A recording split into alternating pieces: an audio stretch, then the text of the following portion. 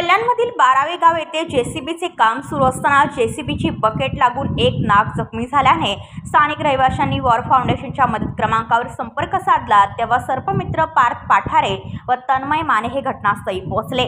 तेव्हा त्यांच्या निदर्शनास आले की नाग हा अतिशय गंभीररित्या जखमी झालेला आहे व त्याच्या पोटातून त्याच्या आतड्या बाहेर आलेल्या आहेत।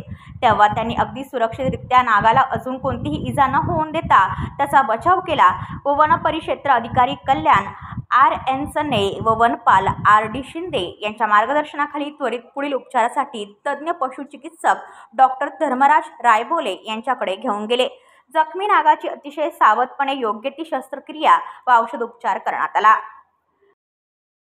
ब्युरो रिपोर्ट कल्याण, आपले वृत्तप्रहार। तुमच्या आजूबाजूला घडणाऱ्या घटना पाहण्यासाठी आपल्या वृत्तप्रहार वाहिनीच्या YouTube चॅनलला सबस्क्राइब करा। तसेच नव्या व्हिडिओची नोटिफिकेशन मिळवण्यासाठी बाजूला असलेल्या बेल आयकॉनवरती क्लिक करा। प्रत्येक बातमीला लाईक करा आणि शेअर करा।